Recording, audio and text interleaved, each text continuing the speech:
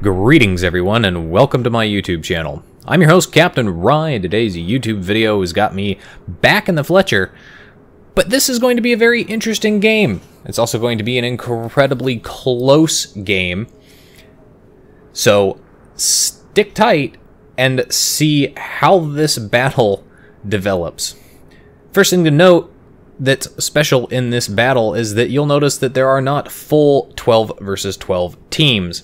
This was played almost immediately after the new patch dropped, which meant that the number of players available in-game at the time I played was not large enough.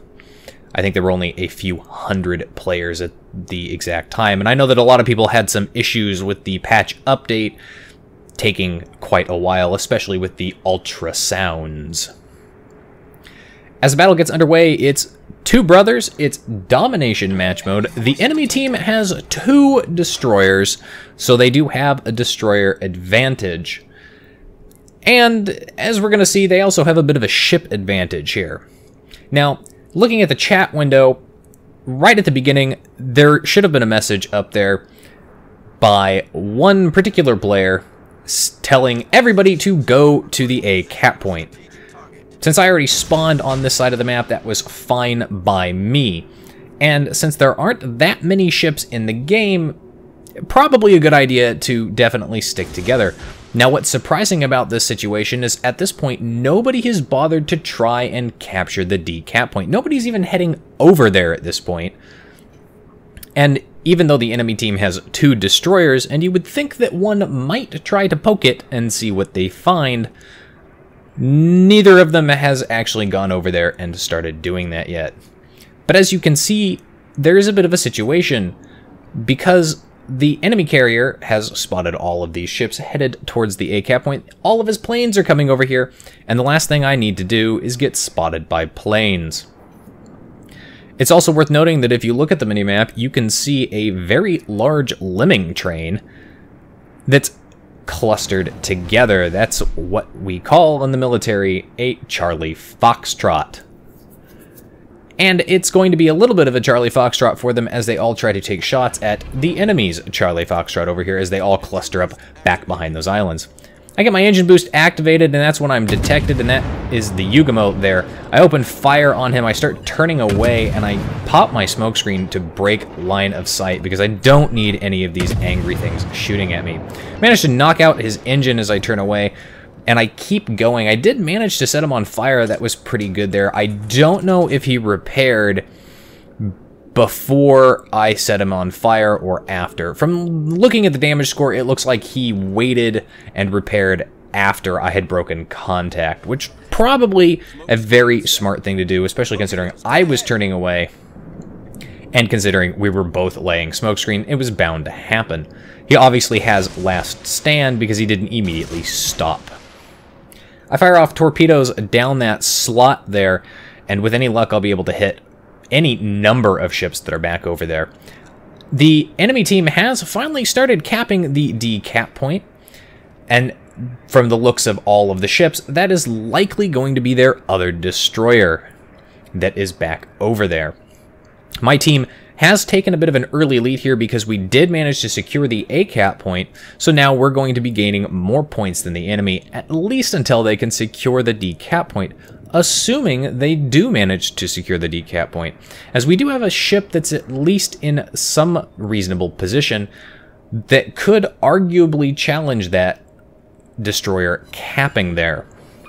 Managed to hit a couple of torpedoes down on things down that channel, which is exactly what I was hoping for. But if you look at the situation over here, I do need to be careful because they do have a Moskva, and that Moskva has that 12-kilometer radar, and I really don't need it shooting at me. Detected once again, and I know that's got to be the Yugamo. Yet again, he's trying to push up the flank, and I'm trying to push down the flank. It's going to result in us colliding here. The problem is I'm out in the open and have no smokescreen. I also have no backup, but he certainly does have a lot of backup over there. But they're not particularly interested in shooting at me, which is excellent for me. I get the island between myself and that Yugamo mostly because I don't feel like giving chase to him, and mostly because I don't want to remain out in the open where enemy ships can shoot at me. So now I just got to wait that 20 seconds for the detectability to drop back to its normal. Yugamo does have the detectability range advantage because she's slightly stealthier than me, but of course, if she catches herself too far away from her allied ships, like she did there, that's a bit of a problem for her because, well, I have more health and better guns. Now, I'm getting torpedoes off here. It's a little bit of a replay bug. I'm actually aiming at the Yamato that's back over here. And if you'll notice that Moskva is also back over there. Now, we have managed to kill one of their ships, which is excellent for us. That's going to give us an important points lead. And I say that's an important points lead because as we're going to see here, things are going to go very, very wrong very quickly. If you've been paying attention to the minimap, you'll notice that there is an Iowa currently stuck on the border of the map. Yes, that Iowa is the exact same Iowa that originally called for the entire team to lemming to the A cap point. He basically put his autopilot on and just sailed in a straight line straight to the border, and he is now there. Managed to hit a lovely, wonderful, whopping number of torpedoes on all of those ships over there, but I got a little too close to that Moskva, and now his radar is popped and active, and as you can see, that 12-kilometer radar, really a big problem for destroyers. And I'm all by myself, which means all those secondaries have nothing better to shoot at, and anything else that's over here as my team pulls back, or tries to pull back, to the original cap point, is going to leave them with nothing better to shoot at but me. If you find yourself in this situation, if you're a destroyer, the best thing you can do is pop that speed boost, turn away from those enemy ships, and basically just open up that range. If you're fighting against a US cruiser or battleship that has that radar, that's only about 9.5 kilometers and you'll drop back off, don't open fire with your guns. It's a very bad thing to do because that's just going to make you even more detectable. And then you have to wait an additional 20 seconds. Once you get outside of that range, you can basically give it a few more seconds and then turn it back around because you've probably spent a good chunk of that radar's time leaving the range. And as you turn back around, it should be expiring. I do believe even with the consumable, with the premium consumable and with the module upgrade that you get from super containers, damn those things, the maximum duration of that radar is 45 seconds. So less than a minute, that's all you got to do is stay alive. Maneuver, basically just run away and open up the range, get outside of that detection range. Enemy aircraft carriers decided that I am a serious threat to his existence, and yes, I was a very serious threat to his existence. And he is sending his aircraft over at me. Now I'm getting torpedoes back off into the cap point here, and the enemy team has managed to secure 3 of the 4 caps now. So they have the A cap point, the C cap point, and the D cap point. And this is going to be a serious problem as I slow down and turn in to dodge all of these torpedoes from the enemy aircraft carrier. Again, being detected by airplanes at this point, and I'm kind of outside the range of those enemy ships in the A cap point. I'm also behind an island here, so I decide I'm going to go ahead and start up my anti-aircraft. I might as well shoot down some of these planes, and with any luck, I can get the friendly carrier to send some fighter cover over to me if he's paying attention. But that's only if I'm lucky. The friendly carrier has got himself his own set of problems to deal with because he's got a bunch of battleships rounding the corner that he has to run away from. I do manage to hit that Moskva yet again with a torpedo, but I don't cause flooding. I'm really disappointed by that. Friendly carrier manages to distract the enemy CV's fighters by sending his dive bombers, and enemy CV is like, okay, I'm going to go for that. So now that his planes are outside of my air detectability range, which is 3.1 kilometers, I turn that AA off and drop back into concealment. So I'm completely hidden here. Now, looking at the situation, my team has managed to kill more ships. We have managed to kill their destroyer, which is important. We've also managed to kill 3 of their other ships, including at least 1 of their battleships. And again, this is really what's keeping us alive at this point in the game, because they have 3 of those caps. They're gaining so many points so quickly, and there's not that many ships in this battle to shoot at and help drop that number of points. Now, I'm firing off here at the Yamato that's up there, trying to set him on fire, because I'd love for him to burn down. Enemy Moskva up here, I've switched my focus to him because he's about to get hit by a torpedo, and hopefully it'll cause some flooding. And yes, it does manage to cause some flooding. Now, the reason I've switched focus, the chance for fire is not very good on the guns on the Fletcher, but if I manage to set him on fire after he's repaired the flooding from that torpedo, that's going to cause him some serious problems.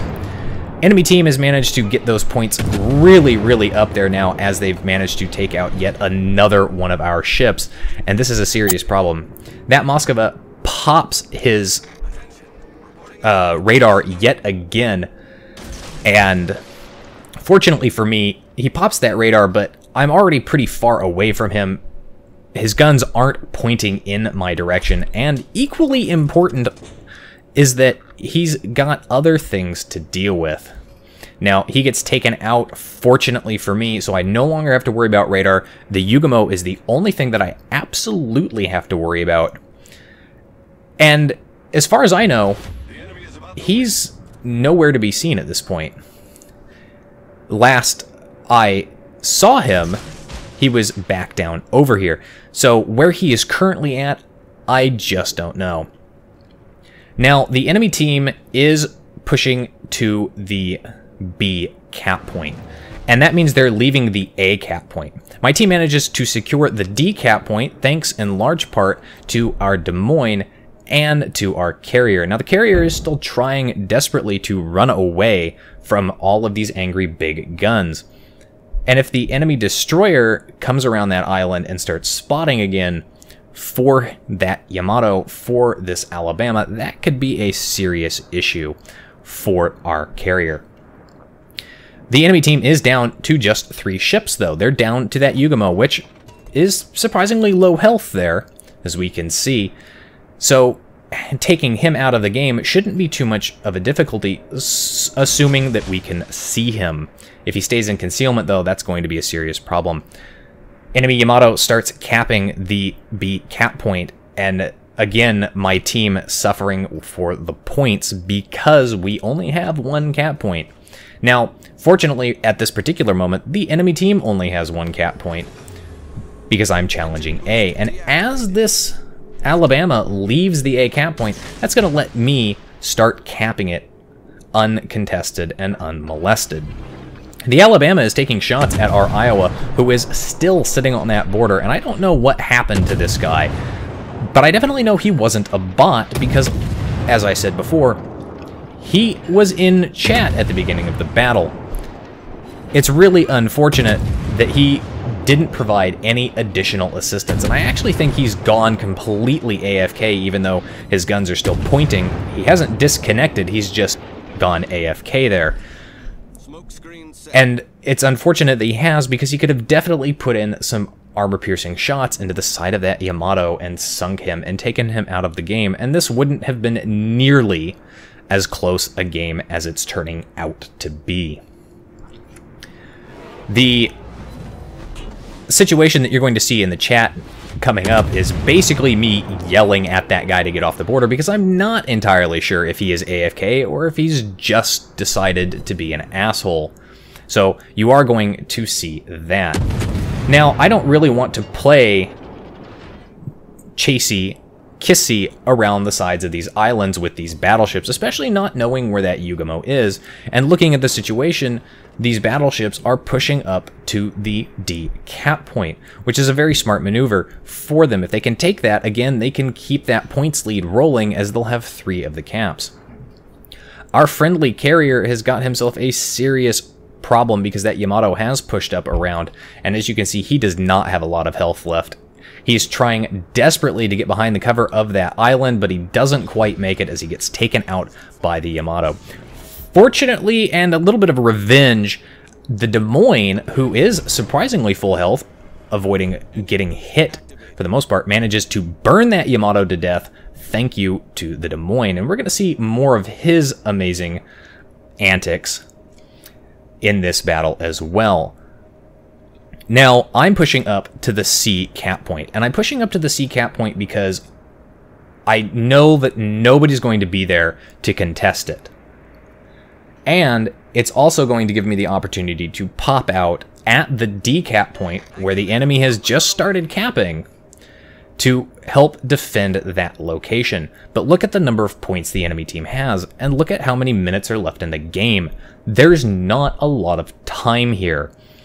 And if the enemy manages to capture the D cap point, and they don't get killed, that is, if that destroyer drops off detectability and stays hidden, they will win on points. Now, our Des Moines manages to pop his radar and has him lit up, and he's in a position to shoot at him, but that Yugamo is very much so maneuvering hard and avoiding getting hit. However, the radar and shooting at him worked as he manages to leave the D cap point alone, and that's going to help my team greatly, as that's going to provide us additional points coming in here and prevent the enemy team from gaining even more points. Now, there's a little over 3 minutes left as I finish capping the C cap point, and I've decided instead of going to the D cap point, I'm going to turn around, because that Yugamo turned back, and it looked like he was headed back to the B cap point, and I'm thinking that he might try to make a run on C here at the end of this battle, just because he knows where the Des Moines is at, and he knows that there was nothing but a destroyer who possibly is fairly low health that he could run up and surprise. I do have to watch out for that Alabama, though, because he could be a serious problem. I don't have enough health to tank a direct armor-piercing broadside from him. Neither does our Des Moines. Now, our Des Moines does have a lot of HP, but a direct armor-piercing broadside from that Alabama could seriously put some hurt on him. Enemy destroyer starts capping the D cap point yet again as I push up to the B cap point.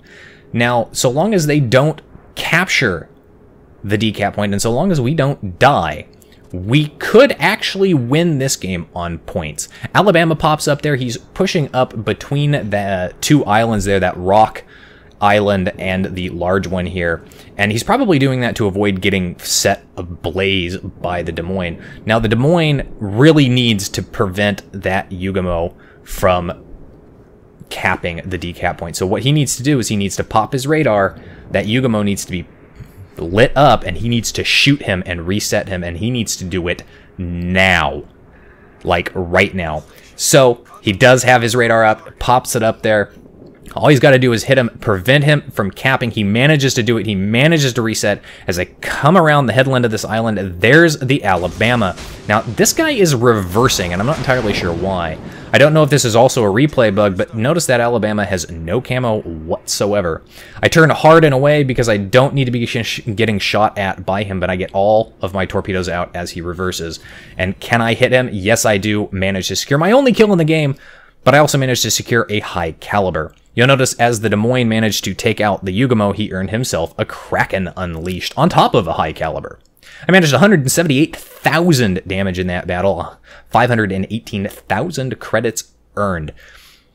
Only one kill, though, 2 aircraft shot down, 12 torpedo hits. Overall, a fantastic battle for me. But not top of the team for XP earned, as Gravity falls in the Des Moines with his 5-kill Kraken Unleashed and 28 aircraft shot down, earns himself the top XP slot, beating me out by about 150 points. But look at that. Every single player on my team managed to earn 1,000 plus base XP, with the exception of the Iowa, who AFK'd on the border of the map. Anyway, that's it for today's video, folks. If you liked the video, hit that like button, hit the subscribe button, and leave a comment down below. I want to apologize for some audio glitches that were in this particular replay.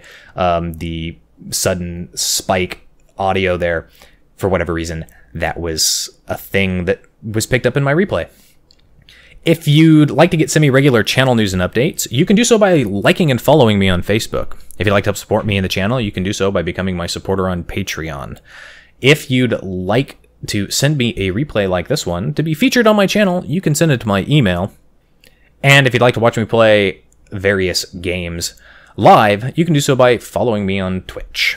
You can find the links for all of those in the video description down below. And as always, I'll see you next time. This is Captain Rye, signing off.